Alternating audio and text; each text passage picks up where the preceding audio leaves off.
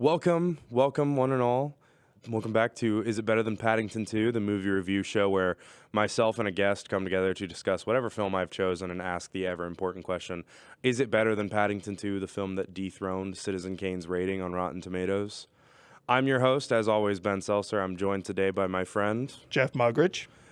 Jeff, what are your qualifications in terms of talking about cinema? My qualifications of talking about cinema are, some would say excessive. Some would say that I know too much about movies. I would say that you're probably the most qualified person we've had on the show so Well, far. thank you. Thank you. I don't know. Two of our previous guests were both cinema majors, but you're a cinema grad student. I'm a cinema grad student, but still, even then, I feel like I don't deserve the title. But still, the fact that I've gotten this far is pretty impressive to me. Yeah, Jeff is one of the most educated people on cinema that I know. And so naturally, I had to waste his talent with this episode where we are going to be discussing Morbius. I'm very excited to get into this because I am fresh off this viewing. So you're fresh off of this, so I'll let you go first. What were your initial thoughts on Morbius? Okay, so the first thing I'm seeing with this is like, first off, I am not an MCU person. I like like comic books in a sense, but when I've seen most MCU movies, aside from like maybe Black Panther, and I haven't seen many, most of them have been kind of lackluster for me. This though is Yeah, it's on a different level. This is a different level. On the one hand, I'm kind of giddy with joy for having actually gotten through this. Yeah, it's an accomplishment. Because I'm watching this thing and every time I'm thinking like, oh, half an hour of this movie has gone by. It's been like 10 minutes. Yeah, it's not even 2 hours long, but it's like an hour and a half. It manages to feel like 3. And the thing is that, you know me, I love like long movies, and I'll watch the most boring art house movies that are like 8 hours long. Mm-hmm. But even like you could say something like Wolf of Wall Street, 3 hours on the mark. This felt like the 3 hours. Wolf of Wall Street felt like maybe an hour at most, the way it just zips along. Yeah, I watched Wolf of Wall Street fairly recently, and it did not feel nearly as long as Morbius. Not to spoil the results of this episode, but I would consider Morbius one of, if not the worst movie I've ever seen. The worst? Is it the worst for you? Because there's probably movies that I have seen that are like objectively speaking much worse. Much worse made. But here's the thing, like I can excuse a movie being bad. I can't excuse a movie being boring. And that's what Morbius is. It's just boring. It is so boring. It is like an hour and 45 minutes long, and it has nothing resembling an actual plot. It makes no fucking sense if you don't mind me. Am I allowed to curse on this? Absolutely. Okay, cool. It makes no sense. The characters are poorly written and inconsistent within themselves. To say the least. Yeah, to say the least. Well, I'll get into that later. The story does not progress past the inciting incident at all. Like, you get there and that's the rest of the movie. Like, you can fill in the blanks from there. And honestly, if you were to start Morbius and pause it right after the first scene where Michael Morbius becomes a vampire, pause it right there and predict what you think is going to happen the rest of the movie, you would come up with a more interesting plot, because at least you would have come up with a plot. Yeah, that's to say the least. And the characters in these movies are just so underdeveloped. Right. Like okay. Let's talk about characters. Okay. This movie is led by Jared Leto, an actor that I'm not known for liking, who plays the title character, Dr. Michael Morbius, who is a doctor with a blood condition that is like terminal. It's very vague on what it is, and that's fine. I don't need an explanation. I just know that his blood is diseased and it's killing him. Fine. We have our main character, our quote unquote hero of the story. And Jared Leto does fine as an actor. Like, Jared Leto is a consistently okay actor. He's mediocre at best. I don't think he's ever been necessarily bad in anything that he's been in, but he has never been good. Yeah. And honestly, this role is like one of the best roles suited for him, because I feel like this is just what Jared Leto's like in real life. He's just kind of like weird and pale, and He's into rock climbing apparently because my friends, my friends in LA, Noah and Mason, they go rock climbing from time to time, and apparently they ran into Jared Leto while rock climbing. that's funny. And they bonded over rock climbing. But what saddened me is they failed to talk about Morbius, and I really wish they had now. Yeah, so the character of Michael Morbius, like, he doesn't have much. There's not much to him. Like, he's motivated by him wanting to find a cure for this blood disease, which is a good motivation to have for a character. Like, it's great to have a character that is driven by something that is deeply personal to them. But the problem is, he figures out how to solve that problem like 30 minutes in. Yeah. And then for the rest of the movie, it's him like coping with being a vampire, which is also interesting if it weren't for the fact that coping with being a vampire is apparently super easy. It's apparently very easy and inconsistent as well. Like because he's got like these synthetic blood packs that he drinks because he doesn't want to kill humans and drink human blood, which fair. And he's drinking these synthetic blood packs, and he's just like, but they're starting to like lose their effectiveness. Like I have to get more and more frequent with my consumption, and we just never really see the consequences of that. Never see that. Like he just like at some point he does have to like drink his love interest's blood at some point, but like I feel like, you know, if he had the synthetic blood, like, he would have been fine. He would have just been fine as is. And also the timing that he said, like, I have to consume blood every 6 hours. And then finally, it seemed like there was a countdown going on his watch. Saying, yeah, something like that. And I was like, what is happening? What is the rule set of this movie? I am so confused. Yeah, the rules of being a vampire in this movie are very poorly established. Like, the rules and power sets that they have. We'll get into that in a second. Let's talk about Morbius's love interest, whose name I do not remember because that is her only character trait. Martine? Maybe? I think. You would know better than I would. Yeah, I know, but even then you just watched this today. I was just watching this and I was like, is she a character though? Her one and only character trait is being a love interest for Morbius, which is just poor writing. Very poor. Like, if a character only exists for the benefit of another character's arc, then that character should probably just not exist.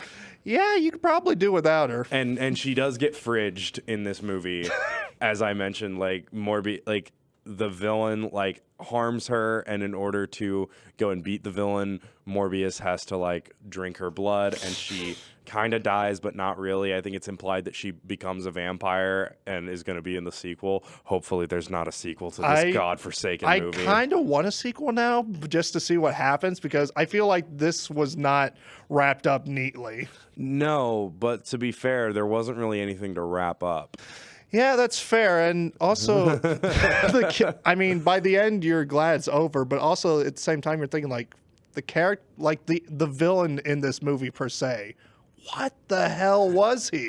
He is Milo, the villain, is my least favorite character, because the thing is, okay, so his name isn't even Milo. I don't remember what his real name is. I don't think it's even said. It is said, but it's like thrown away immediately, because like Milo and Morbius meet as kids, and they have like the same degenerative blood disease. Mm-hmm.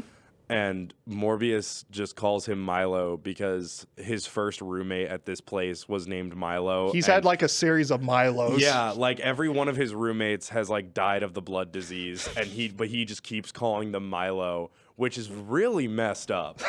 Like, to reduce somebody to the identity of a dead kid. Yeah, it's pretty bizarre, and the fact that this Morbius character just continues to be like an emo kid up until like he's a doctor and he's getting like the Nobel Prize for medicine. Yeah, and he doesn't want it. Like, ooh, I'm too good for the Nobel Prize. Shut up. Good for this. It's bad character. But Milo is played by the amazing Matt Smith, who is a brilliant actor and is horribly wasted in this movie. At least it seems like he's at least having fun, I guess. There's a certain point in the movie where I'm thinking like he has to be in on this joke. Like at a certain point, you can kind of like you kind of get the sense that Matt Smith is not taking this seriously. That's and it. is just trying to have a good time. And you know what? I respect that. I respect Matt Smith for this movie, because once I saw that he was giving himself like this like workout montage, and where he's like dancing and getting dressed. I'm like, okay, he must be aware of what's going on here. He must be. Please. So Milo becomes the main villain because so he also wants a cure for his blood disease. He has the same motivation as Morbius. And Morbius, through becoming a vampire, is quote unquote cured, but he doesn't want to give the cure to Milo because, like, obviously being a vampire has other like restrictions that It has come some with drawbacks. It has some drawbacks, namely you have to like drink blood, and the synthetic blood is getting less effective apparently. And so Milo is upset that Morbius won't give him the cure, so he just takes it himself and becomes a vampire, and then just starts killing innocent people for no reason. Like complete 180 from the character, no indication prior that he was into murder, but then he becomes a vampire and kills so many people. How many? He kills at least He kills like 5 people. I was going to say at least 10. Maybe. Because there's the train station. I forgot about the train. The train station, he's killing people there. He's killing people like at bars. He kills that doctor. He kills the doctor. He kills that guy at the newsstand. He kills so many people for absolutely no reason. No reason. Like zero foreshadowing that it's something he would be into. Just nothing. Yeah, but he just starts doing it and then is around for a little bit, and then Morbius cures him, which causes him to die of his blood disease. But what's weird is, I mean, we're kind of jumping around the plot here, but also the fact is that when Morbius is creating the quote unquote cure, he says this is going to kill his friend, and then I'm going to take it myself. Yeah. Is he ever shown doing that? No, he doesn't take the cure. He doesn't cure himself of his vampirism. Like that was his motivation for most of the rest of the movie, but he just didn't do it, even though he had a cure.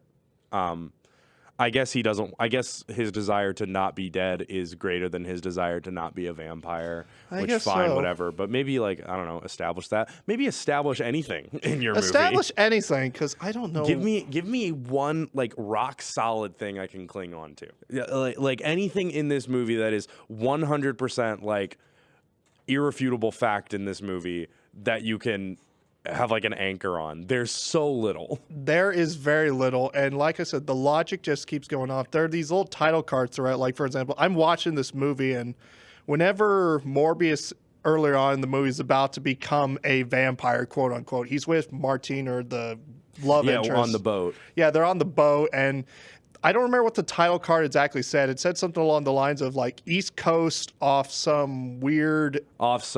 It's international waters. Yeah, it's international waters. The point is like they're in international waters, so Morbius can test them on himself without breaking any laws. But you know what's really weird though is that whenever he's become the vampire and all this so-called story has gone on, he's like 13 miles off Long Island. Yeah. He's 13 miles off Long Island. Yeah. And then like all of the guys on the boat, like all of the guards, because they're on like a shipping freighter. Something like that. Like a boat that is not meant for the process of creating like testing weird science experiments. But they're on this boat so that they can get into international waters and test this quote unquote cure illegally. But all these guys, there's a bunch of these like mercenary guys that are like guarding the boat's cargo, I guess, and they are like just so like cartoonishly evil. Like no person acts like this. No one just does. So it's justified when Morbius goes vampire and kills all of them like horribly. Yeah, these like guards are coming on to the love interest and saying like, oh, you know, I think you need protection from this guy and all this stuff, and acting very macho and like cartoonishly like weird and misogynistic. It's almost like a Popeye thing. So sort of right. Going on. It's clearly like they're made this way so that the audience doesn't have to feel conflicted when Morbius brutally slaughters them. And then he doesn't want to kill anybody else, and yet he. You can kill bad people though. You That's can kill. okay. You can kill bad people. That's fine. But the plot. Let's talk about the plot for a little bit. Yes. So the plot starts off, it at least starts. We get a start. Morbius has this blood disease. He wants to cure this blood disease. He makes a cure from vampire bat DNA. For some reason, he has to go to Costa Rica to get these vampire bats. Yeah. And also, like, the capture device for them doesn't seem like it would hold any. And then he just has this tube of vampire bats that he keeps in his lab for the rest of the movie, which seems really inhumane. It's like a weird aquarium, but it's just... Yeah, it's like if you had like a cylindrical aquarium, but it's just full of vampire bats. That can't be ethical. That cannot be ethical in the slightest. He also has like no windows in his lab. It's very funny. But it's very dark. It's yeah, very dark. So like he creates this cure from synthesized vampire bat DNA, tests it on himself in international waters, and ends up becoming a vampire. Fine and good. Yeah. I'm good with a little pseudoscience in my weird vampire movie. I'm fine with it. And then that's kind of where the plot stops. It doesn't get past that point. It really doesn't. There's no character progression. There is no growth. There is nothing learned by the end of this movie. All that happens after Morbius becomes a vampire is he's trying to figure out how to not be a vampire.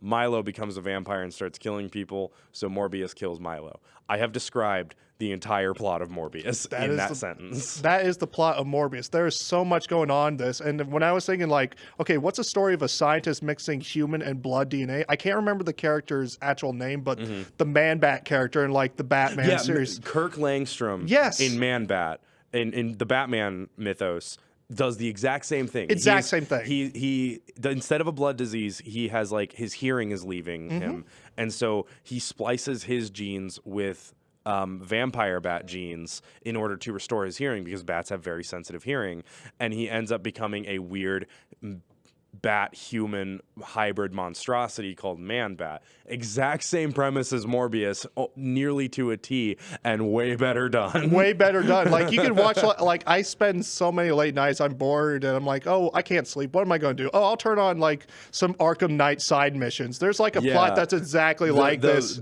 Man-Bat appears in the Arkham Knight video game, and it's the same plot. And it's so the much same better plot done. as Morbius, but it's so much better accomplished because it's an actual character.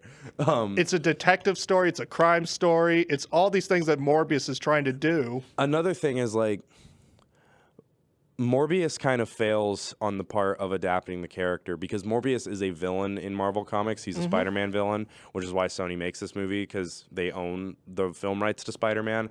They did it with Venom, but Venom kind of works as an anti-hero, and they try to make Morbius into an anti-hero.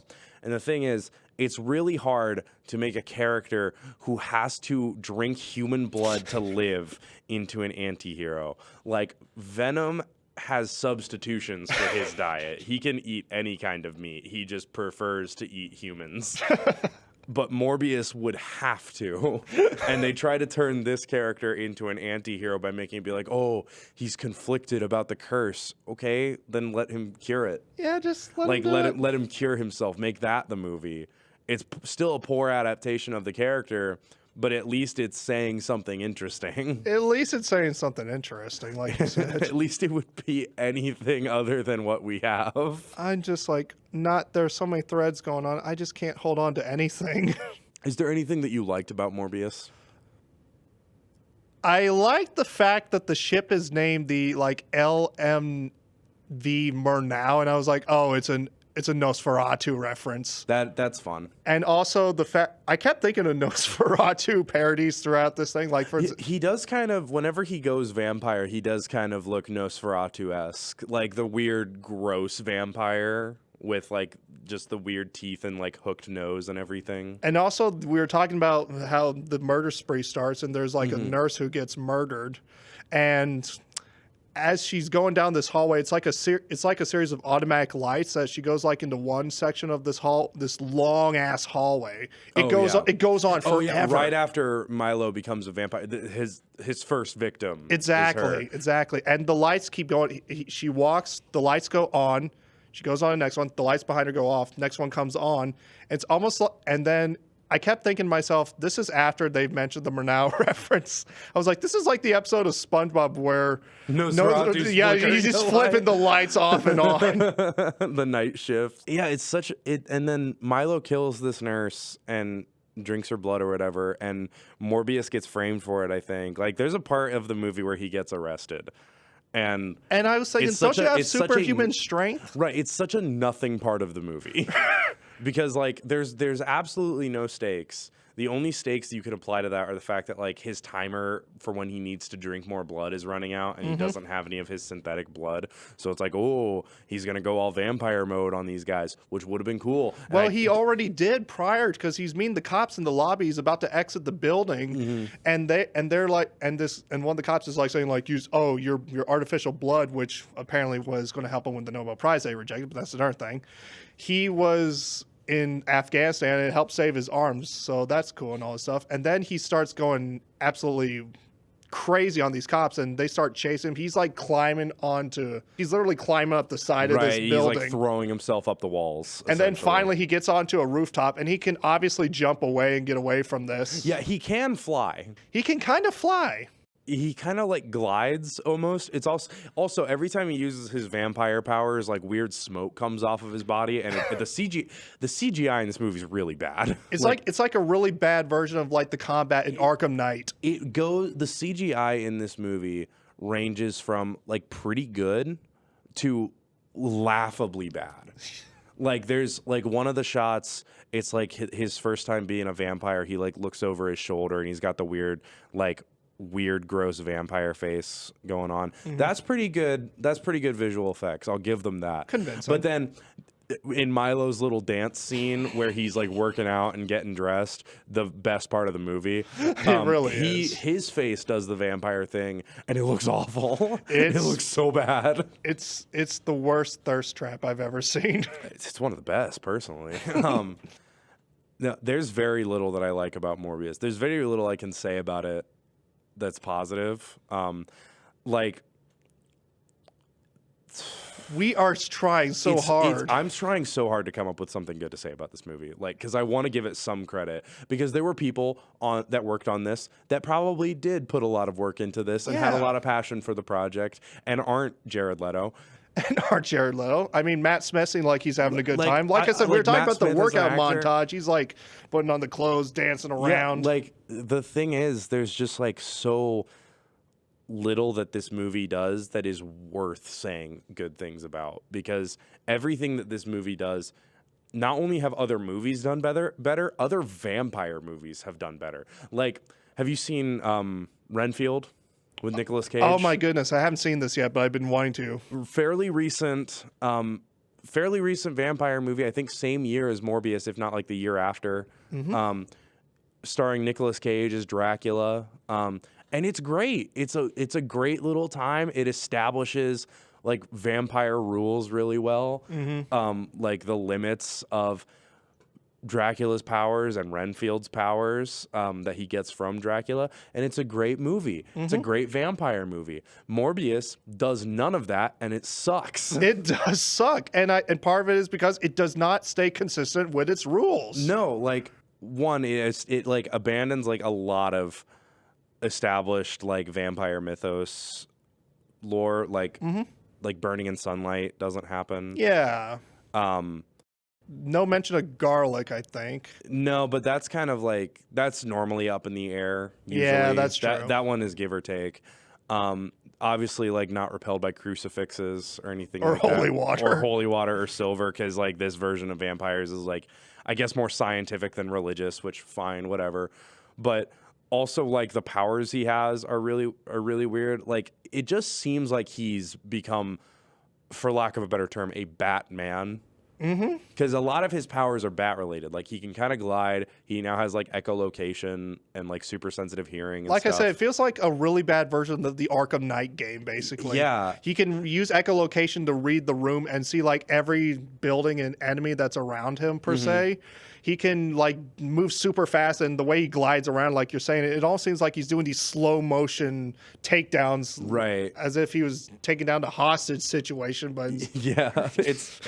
And like, he has like all of these powers that are very clearly like exclusively bat related, like not vampire related, bat related. Bat related. And then he just also happens to need to drink blood because I guess he used vampire bat DNA.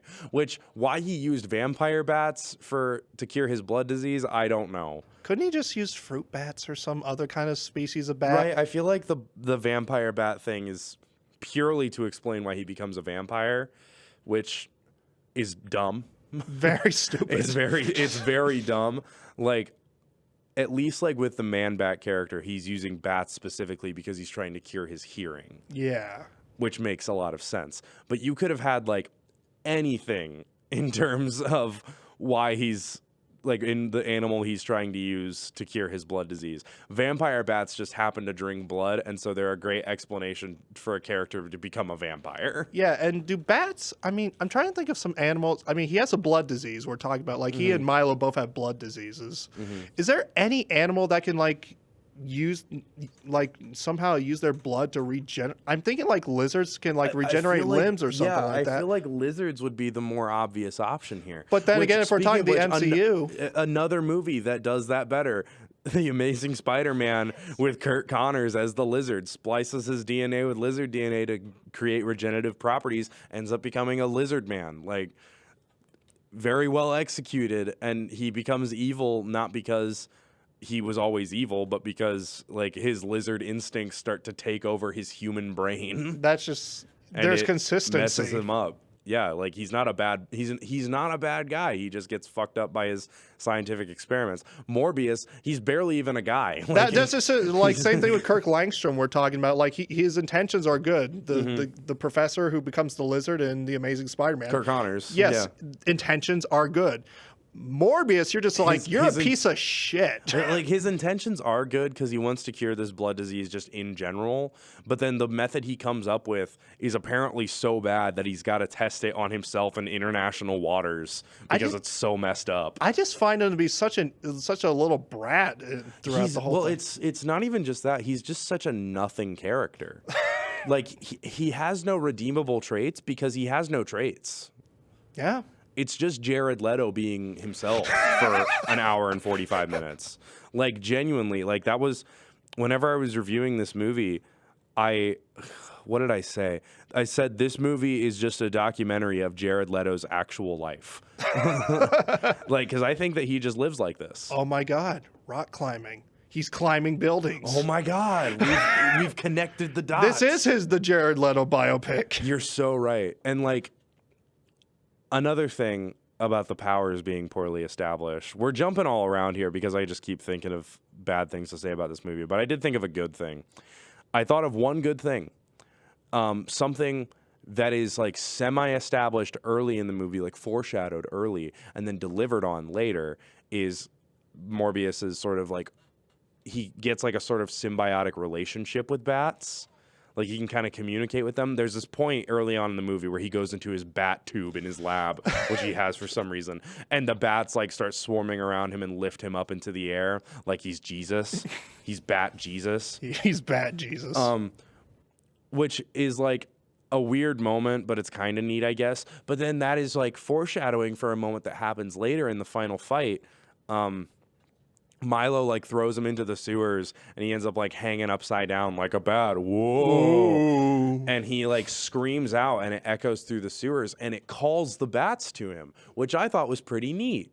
Like that is like setup and payoff. Yeah. And then then they ruin it by have him like bat bending, like he's like throwing his hands out like towards Milo, and the bats are like following his commands, like he's in Avatar: The Last Airbender, but he's bat bending, and it's so dumb. I think he's just like commanding the bats with like his weird arm movements to just slam into Milo, which honestly, like, I don't know. I've never been attacked by a swarm of bats before, so I don't know how bad it is. I feel like that's not taking you off your feet.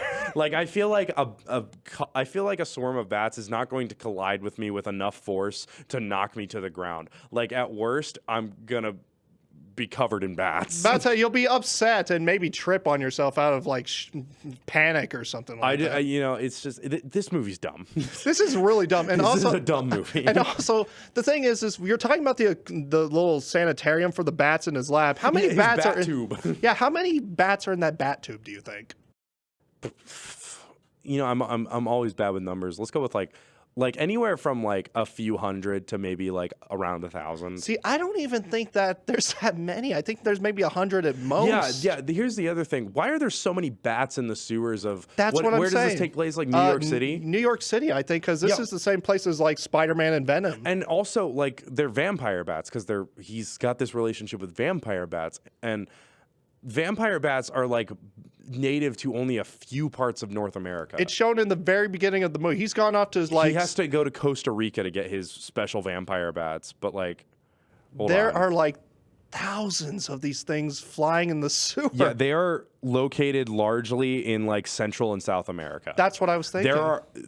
New York is not a place where you will find a lot of vampire bats. You might find a lot of rats, another kind of rodent, but but they're not mutating into vampire bats to where like Jared Leto can summon them. And like it's just like because it's implied that it's like the vampire bats from his lab, but there's also way more vampire bats that he calls than the ones that were in his bat tube at his lab.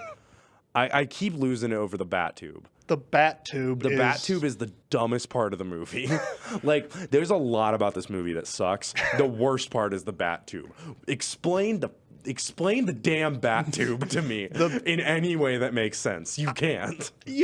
It's maybe like an aquarium. It maybe alleviates his stress in some ways. But that's gotta be like animal cruelty. It's gotta be or something. Because you got these bats in a glass tube surrounded by fluorescent light. Like, that can't be good conditions for a bat to live in. And is he feeding them? I was going to say, is he feeding them? It's like he's barely feeding himself. He has the same diet. I mean, he's got like a closet full of artificial blood. Can't he just throw it to the bats? There's also like it's never explained why it has to be artificial blood or human blood. Like, it's never explained why he can't just drink like animal blood or something. Because vampire bats don't even drink human blood. Yeah, like very rarely do vampire bats bite humans. I'll say they might like.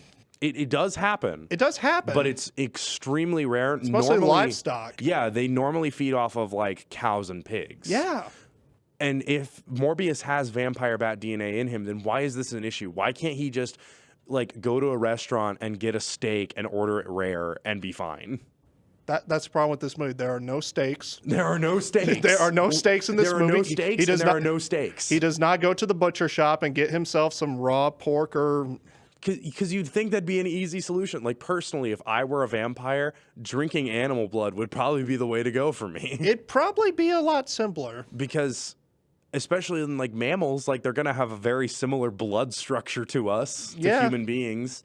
They're gonna have hemoglobin. They're gonna have iron. They're gonna have all that. They're gonna have reds. Mm-hmm. Like, I don't understand what the issue is. There are no stakes, and there are no stakes. There are no stakes. There are no stakes. No consistency with the rules going on. What else? Hardly any rules established. No rules established. And the rules that they do establish, they don't stick to. And let's see, what else have we complained about this movie? The characters are bad. The characters are bad. They are inconsistent within themselves. Like, somehow they did the least amount of character writing and still made them inconsistent. Like, they have the most one-dimensional characters ever put to screen and somehow can't make them stick with the very few things established about them.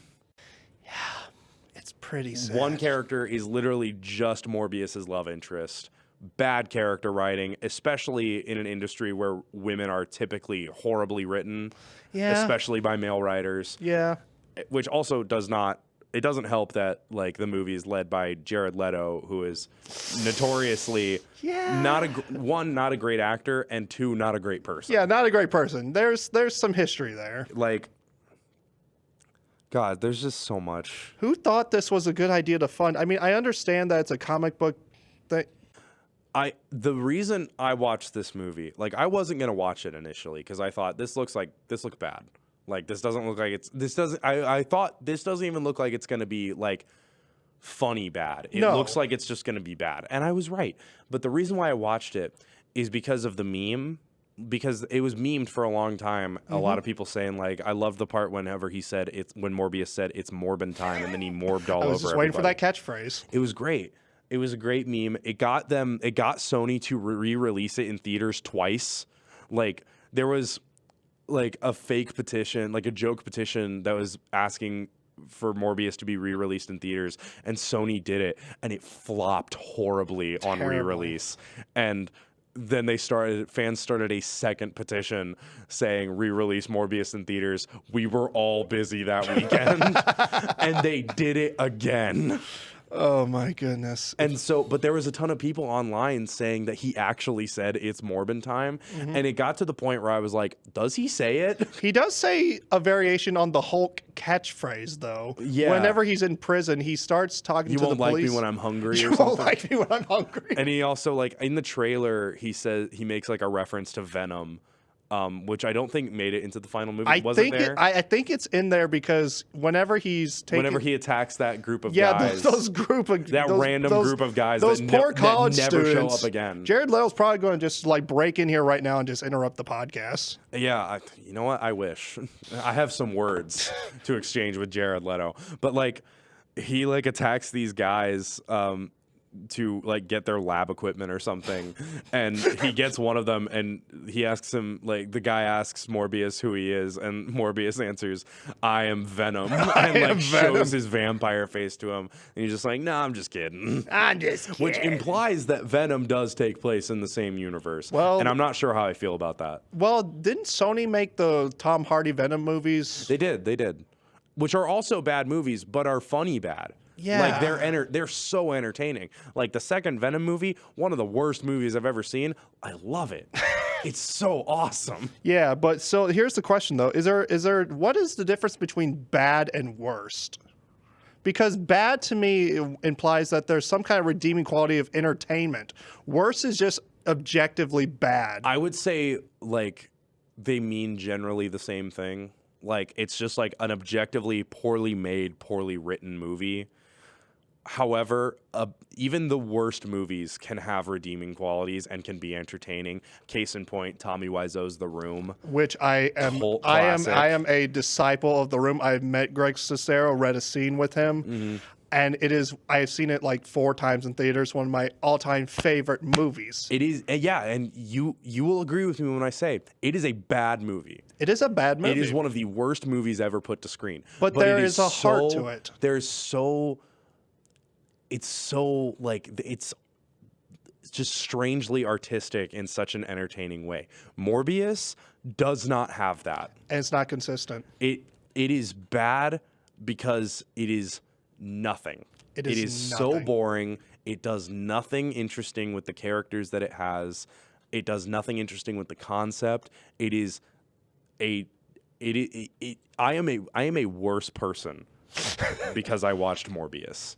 It lowered my quality of life, and I watched it by myself. I started watching it with a group of friends, and we were just like, "This sucks. We're gonna turn it off." We turned it off like 30 minutes in. I went back the next day and finished it, and it was awful. Like if you're gonna watch Morbius, do yourself a favor and watch it with friends, because watching it by yourself is one of the worst movie experiences. I can attest, and in fact, I watched it on my iPhone. I watched. Yeah, you had the worst of it. The way that David Lynch would say, like, that is the worst way to watch a movie, and I felt like this is the appropriate way to watch this movie, and the worst way to watch Morbius is to watch it. That's just it. Just watch it. It is terrible. There's no good way to watch Morbius because it's such a bad movie. Have you seen? Now you said you've seen it by yourself. Have you seen it with a crowd by chance since then? When it got re-released? Not since then. I have only ever watched it by myself. I wonder how this would play in a theater nowadays. I feel like if you had because some theater audiences are better than others. I feel like if you had an audience with the right mindset, like everybody is there because they know this movie's gonna suck. But they're just there to see the dumpster fire. If you have a theater full of people like that, then I feel like it's probably a great viewing experience. Probably so. But watching it by yourself, alone in your room, like, just alone with your thoughts and your own like the things that you can think about this movie. I It's questioned awful. myself watching this, like, why am I doing The this? only thing that kept me going was the fact that it was so short. Like if this was like a 2.5 hour movie, I wouldn't have finished it.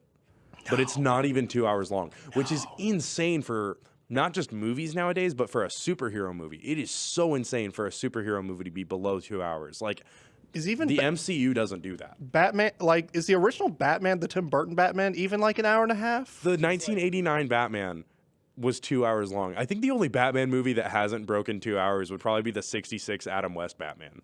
That's, yeah. Yeah, it's Adam West Batman's like an hour and a half.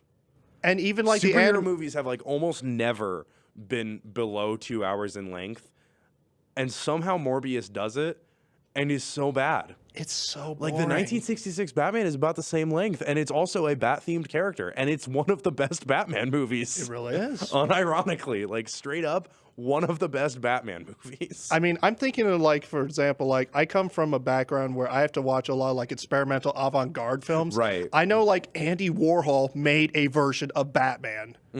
Batman meets Dracula. I have never seen it. I don't know how I'm going to see it, if I'll ever see it. But it is like 4 hours long, and I imagine it is much more entertaining and goes by faster than this. And like we have very different like Taste. We have very different taste in movies. Like I feel like you experience cinema more as art than I do, and I experience it more as just like, yeah, I'm just trying to have a good time. And we have common ground here, Yes, we do. where Morbius is a horrible movie. It's not artistic. It is not a fun watch, to say the least. No, it's not fun. Like it's there are so many movies that I enjoy that are not good, objectively speaking. Like so many poorly made movies that I love with all my heart. And this movie is not one of them. And it is could have not. been. It could have been. Like Sony also made the Venom movies, which are movies that are bad that I love. Yeah. Because there's just something about them, like a really entertaining quality to them that Morbius doesn't have. Yeah, and I'm thinking of this like art and pleasure are not so far from one another. Yeah. And another thing too is like I was thinking to myself like the editing is actually done really well for the most part, aside from like the Yeah. CGI.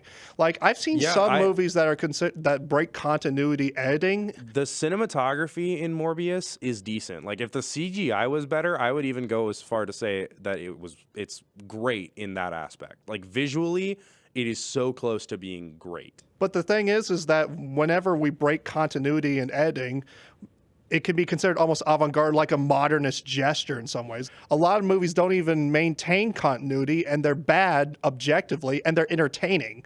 This is not a useless movie when it comes to the technical side. Right. It is well made, except for the CGI. But Yeah, the CGI does like hold it back from being what I would consider well made. Like it's poorly written, but it's decently made.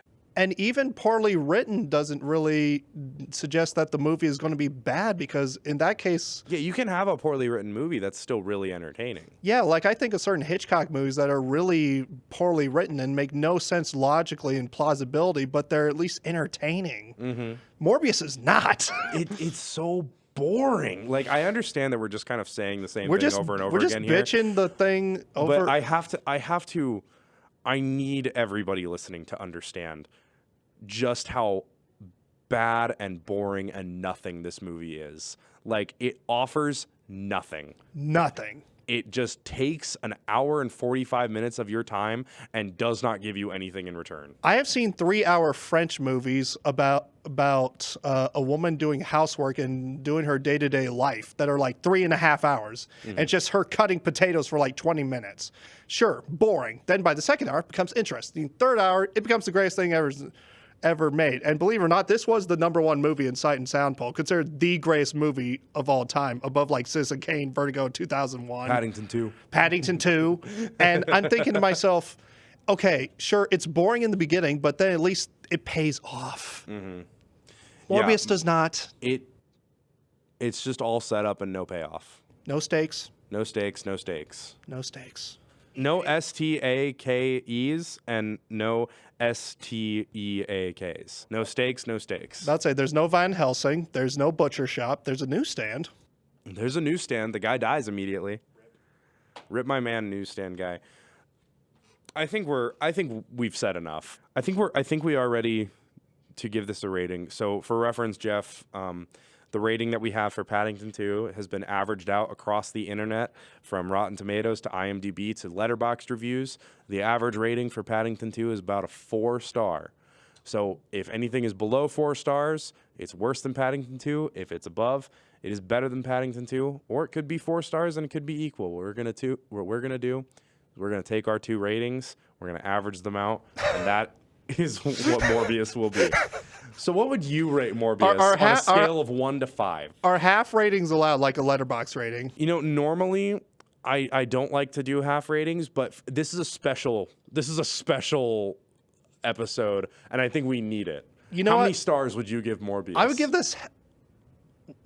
I'm trying to be generous, but I can't. Don't be generous. Be Half honest. a star. Half a star. Half a star.